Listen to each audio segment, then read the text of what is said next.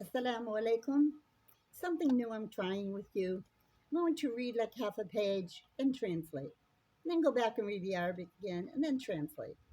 I think it'd be easier for you to follow along this way by bits rather than sometimes I'll do a whole page or a page and a half.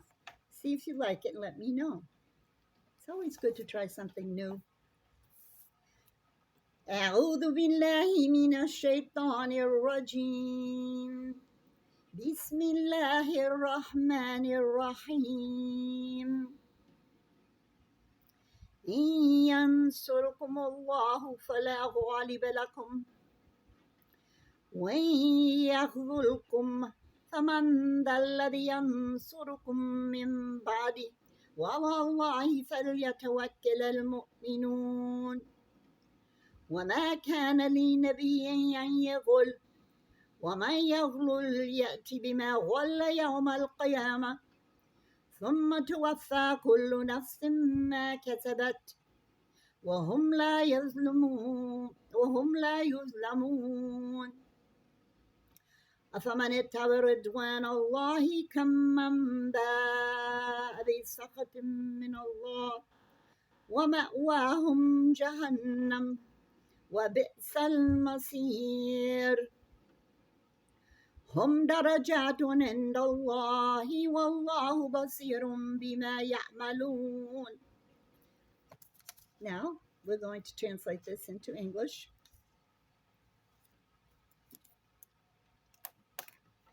If Allah should aid you, no one can overcome you. But if He should forsake you, who is there that can aid you after Him? And upon Allah let the believers rely.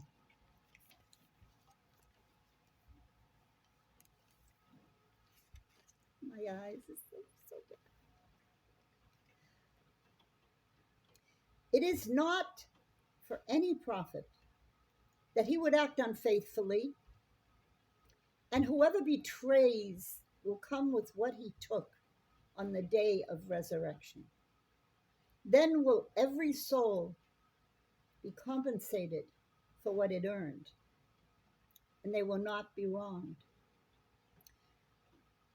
So is one who pursues the pleasure of Allah like one who brings upon himself the anger of Allah, and whose refuge is hell, and wretched is the destination. They are varying degrees in the sight of Allah, and Allah is seeing of whatever they do. You know, this is in regard in the seerah. They accused Prophet Muhammad of taking more than his share of what we call the booty, al-ghanima. And can you imagine accusing Prophet Muhammad? But they did. I mean, Prophet Muhammad suffered a lot from the ignorance of these people. Just unbelievable how they treated him, and he was patient, and he was Prophet Muhammad. Let's go on to the next portion.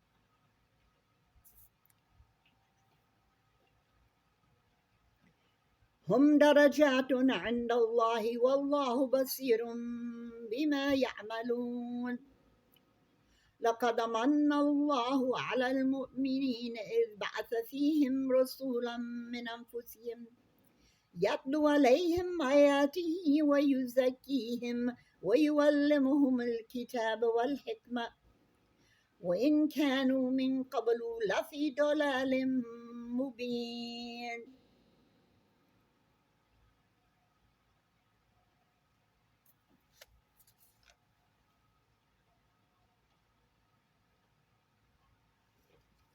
أولما أصابتكم مصيبة قد أصبتم مثلها قلتم أنا هذا قل هو من عند أنفسكم إن الله على كل شيء قدير.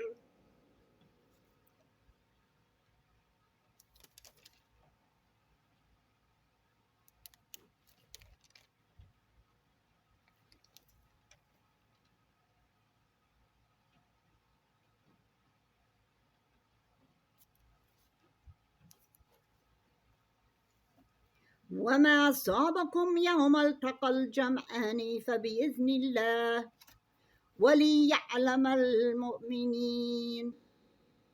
وليعلم الذين نافقوا وقيل لهم تعالوا قاتلوا في سبيل الله أو ادفعوا قالوا لو نعلم قتالا لاتبعناكم هم للكفر يومئذ أقرب منهم للإيمان يقولون بأفواههم ما ليس في قلوبهم والله أعلم بما يكتمون.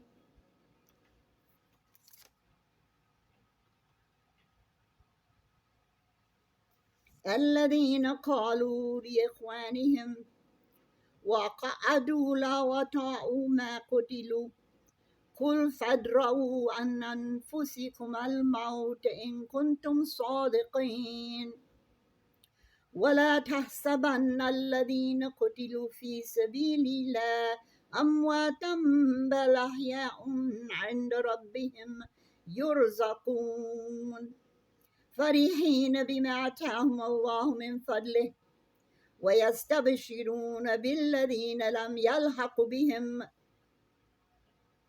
من خلفهم ألا خوف عليهم ولا هم يحزنون يستبشرون بنعمة من الله وفضل وأن الله لا يضيع أجر المؤمنين.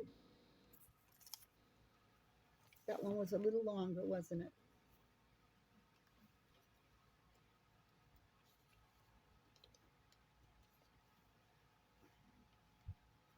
Okay. Certainly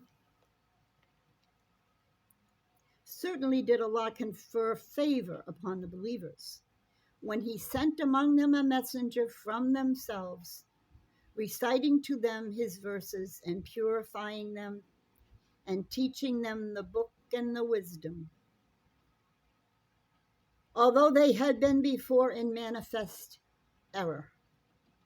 You know, the meaning of the book and the wisdom is Quran and Sunnah. Why, when disaster struck you on that day of Uhud, although you had struck the enemy in the battle of Badr with one twice as great, you said, from where is this? Say, it is from yourselves. Indeed, Allah is over all things competent. You know, the story of Badr was a victory, but the story of Uhud was a loss because they disobeyed Prophet Muhammad. He told them to wait. They wouldn't wait. They attacked and they were overwhelmed. So this is referring to that. And what struck you on the day the two armies met at Uhud, what we just talked about, was by permission of Allah that He might make evident the believers who will listen, who will really listen, and that He might make evident those who are hypocrites. For it was said to them, come, fight in the way of Allah, or defend. They said, if we had known there would be a battle, we would have followed you. They were nearer to disbelief that day than to faith, saying with their mouths what was not in their hearts. And Allah is most knowing of what they conceal. These are supposedly the people who are fighting with Prophet Muhammad. Hypocrites. Prophet Muhammad knew there were many, many hypocrites, but he did not let on who they were. But it would be made evident sooner or later. Those who said about their brothers while they're sitting at home, if they had obeyed us, they would not have been killed. Say, then prevent death from yourselves if you should be truthful. And never think of those who have been killed in the cause of Allah as dead. Rather, they are alive with their Lord, receiving provision. You see, this is why the Palestinians don't care when they die in battle. I'm going to give you these verses now. Because everyone wonders, why do they not stop? What's wrong with that? Well, they read the Quran, and when you read the Quran and you understand Arabic, it goes straight to your heart. And if you are a believer, you will believe it. What's the big deal? So you die fighting the kuffar, fighting the disbelievers, fighting the hypocrites, fighting the thieves of your land. Let's get on to the next verse. Let's read the previous one again. Let's read these 3 verses together, even though I did already read 2 of them. Never think of those who have been killed in the cause of Allah as dead. Rather, they are alive with their Lord, receiving provisions, rejoicing in what Allah has bestowed upon them of His bounty, and they receive good tidings about those who will be martyred after them and who have not yet joined them, that there will be no fear concerning them, nor will they grieve. They receive good tidings of favor from Allah and bounty, and that Allah does not allow the reward of the believers to be lost. So, is that enough? Is that enough for you? I hope it is, because we're going on, and this will be the last bit of this new system that I might continue. If you like it, let me know. All right, so now we need this back and forth with the, I guess if you have good eyesight, it's not so bad. But when you're like me and you can't really see well, الذين استجابوا لله ورسوله من بعد ما أصابهم القرح للذين أحسنوا منهم واتقوا أجر عظيم الذين قال لهم الناس إن الناس قد جمعوا لكم فاخشوهم فزادهم إيمانا وقالوا حسبنا الله ونعم الوكيل.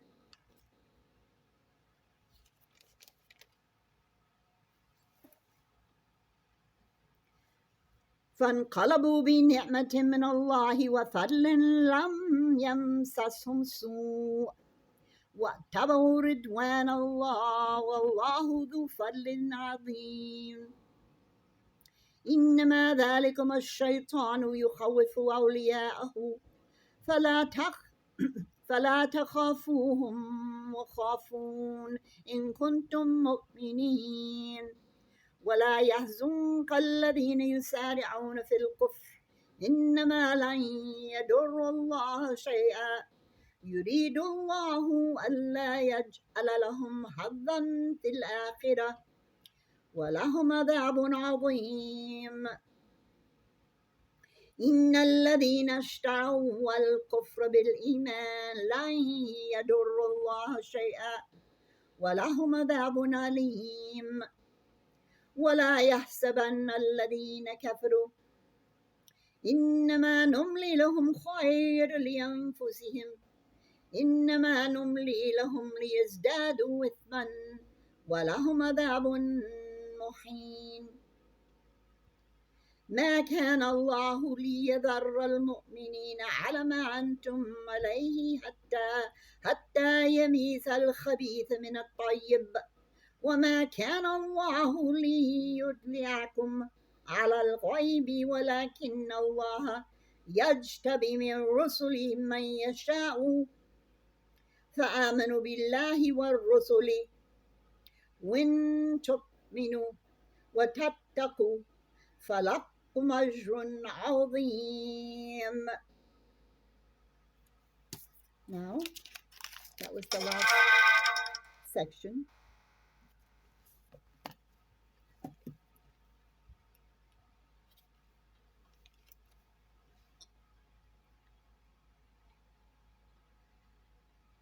those who responded to Allah and the Messenger after injury had struck them. For those who did good among them and feared Allah is a great reward.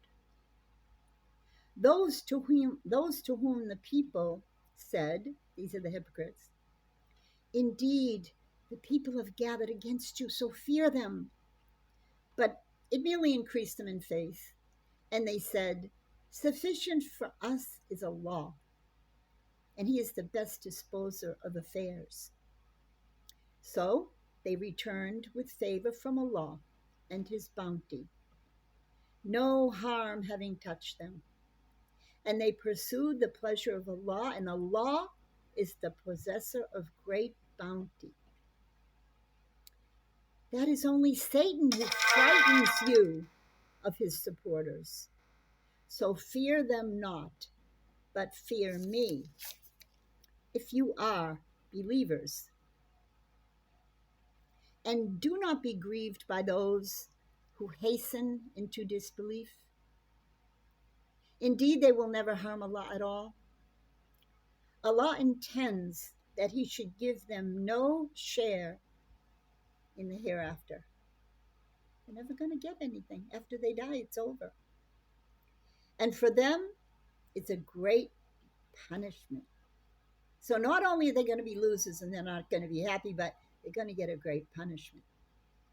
Indeed, those who purchase disbelief in exchange for faith, never will they harm Allah at all. And for them is a painful punishment.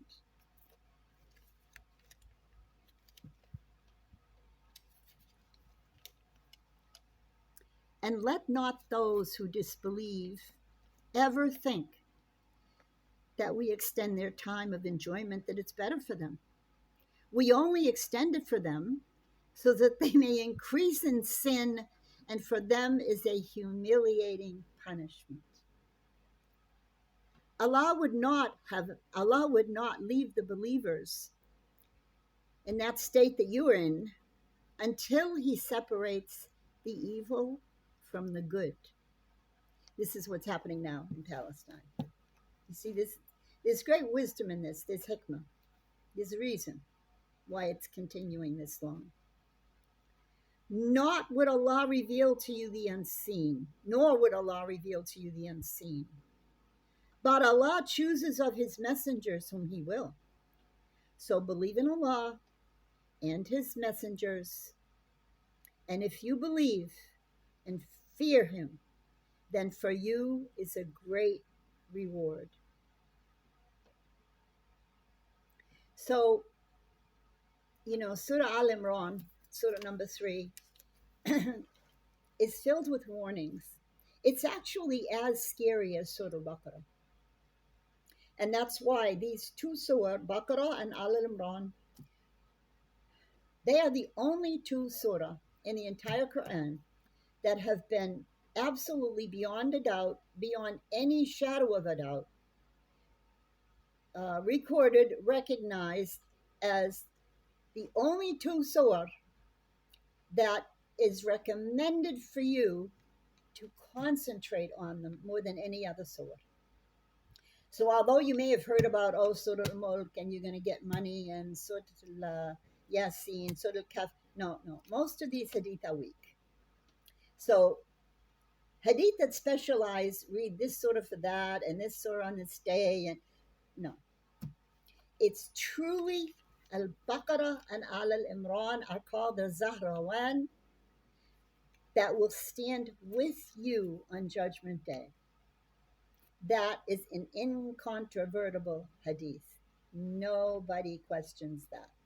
So it would be wise, I think, for any convert or anyone to stick to those two surah until they have it under total control. Of course, you should memorize it, but I don't think that's too much to ask the converts unless they are very young and they spend. I mean, I did it in Egypt, but I was not very young, but I was there for a long time. So I want you to read it and understand it, and then say, SubhanAllah, I did it.